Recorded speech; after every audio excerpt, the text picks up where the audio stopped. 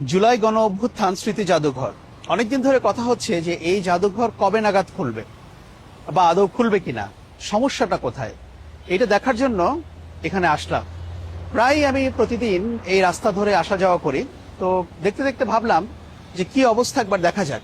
ভেতরে ঢোকার কোনো সুযোগ নাই, আপনারা দেখতে পাচ্ছেন যে এখনো কিছু কিছু কাজ চলমান আছে, এই যে টিন দিয়ে ঘেরাও করা আছে।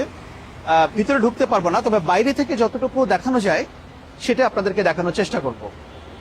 এই জুলাই গণ অভ্যুত্থান স্মৃতি জাদুঘরের পুরো চারপাশ ঘুরলাম, ঘুরে যেটা দেখা গেল, যেটা বড় অংশ এরকম টিনের বেড়া দিয়ে ঘেরাও করা, যাতে করে বাইরে থেকে এই চত্বরটা, ভেতরে চত্বরটা দেখা না যায়।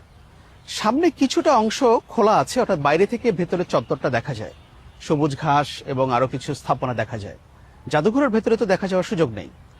তবে এখানে ঘুরে যেটা বুঝলাম যে এই স্থাপনাটা নিয়ে এখানকার যারা আনসারের সদস্য আছেন, নিরাপত্তা নিয়োজিত, তারা আলট্রা সেন্সিটিভ, একদম ক্যান্টনমেন্ট স্টাইল সিকিউরিটি। বাইরে থেকে কোনো ছবি তোলা যাবে না। কেন ছবি তোলা যাবে না এটার কোনো ব্যাখ্যা নাই, এবং কোথাও কিন্তু লেখাও নাই যে এখানে কোনো ছবি তোলা যাবে না। আমরা বাইরে থেকে কিছু ছবি তুলেছিলাম, কিন্তু শেষ পর্যন্ত সেই ছবিগুলো ডিলিট করতে আমরা বাধ্য হয়েছি।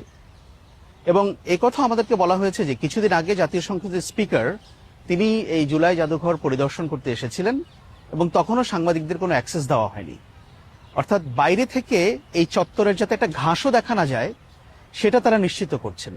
এর রিজনটা কি এটা জানি না, তবে এখানে যারা ডিউটিতে আছেন তাদের কারো কারোর সঙ্গে কথা বলে যেটা বুঝলাম, ওনারা একটা ধারণা দিচ্ছেন যে হয়তো আগামী অগস্ট মাসে এই জাদুঘর উদ্বোধন হতে পারে, কিন্তু সেটা এখনো শিওর না। কিন্তু নিরাপত্তা নিয়ে বাইরে থেকে কেন এত কড়াকড়ি, কেন তারা ওভার সেন্সিটিভ, এটার কোনো ব্যাখ্যা পেলাম না।